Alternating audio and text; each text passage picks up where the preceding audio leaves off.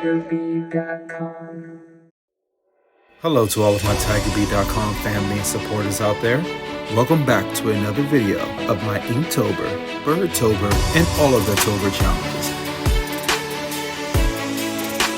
Let's start. Welcome back to another Inktober, Birdtober, and all of the Tober challenges.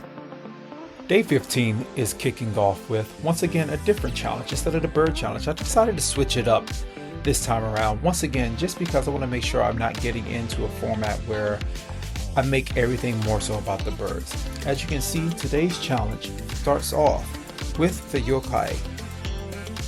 The yokai comes from a different prompt instead of the Inktober, but we will get to the Inktober challenge pretty soon.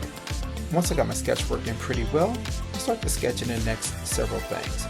I have the light daggers, but then once I know the location of those, I move on to the official bird challenge, which is the white nape crane. The white nape crane, yes, looking good, feeling good about it. Has a nice long, sharp, pointy head going to a nice slender neck. I decided to just focus on those two features, the head and the neck alone, versus putting the full body in.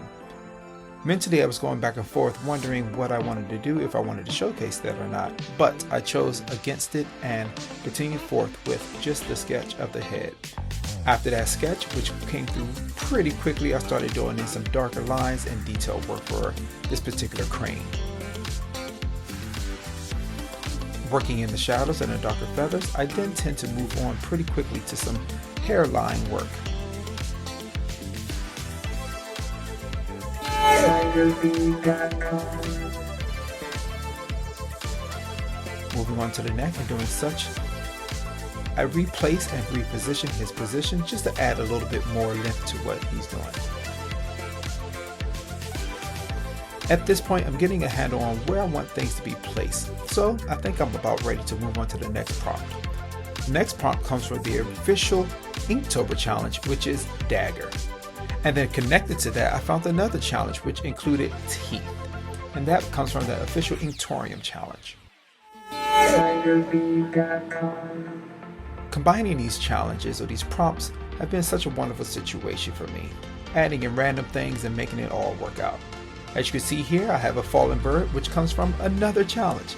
Yes, I'm putting them all in. I don't call it Inktober, Birdtober, and all of the Tobers for no reason. Adding in some nice light shine work and a few scratches here and there, making sure I give you the curvage correctly, therefore you can really place the angles and everything mentally correctly. Getting some nice sketch work in and then copy and repasting to the other side.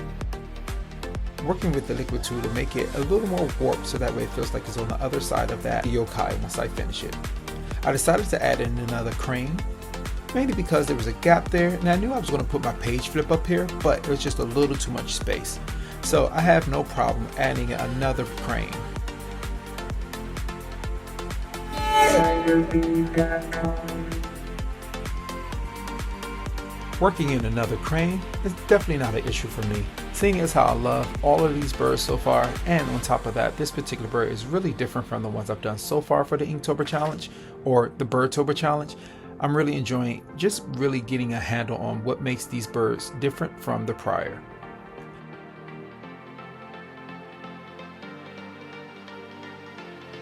Next, I added my page flip as I knew I was going to place it up here. I wanted to have a nice roll of it, just more so in the background versus making it a part of the actual page itself. Once I had that in, I moved directly on to the yokai.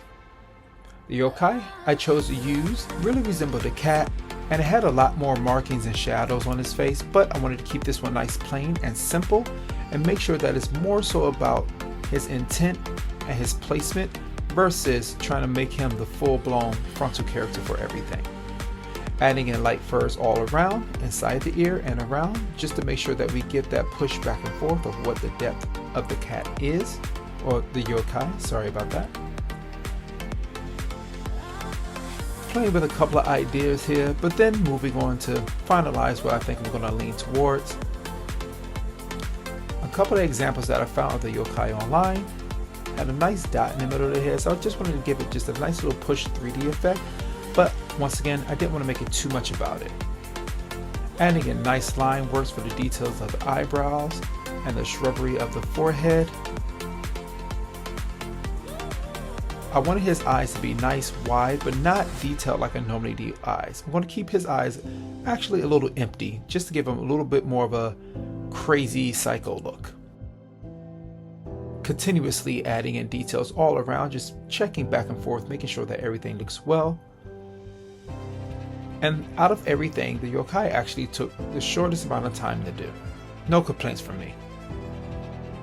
Going back and forth, making sure that things anatomy-wise looks good and makes sense. Working in the eyes, and then on top of that, making sure that once again, I'm going in and out, zooming in and out, which on the video may look a little crazy, but definitely needed. You want to make sure that you're checking back and forth versus staying too close or staying too far out when it comes to placement of details and such.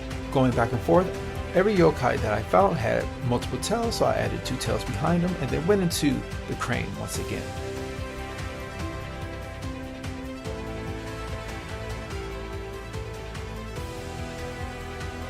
Next, moving on to finally the eye work, doing the simplistic eye, touching up the yokai's nose. I was going to go with a basic shimmer, but then I decided to give it a little bit more detail as well. I hope you enjoyed today's video. Be sure to return for the next installment of TigerBee.com.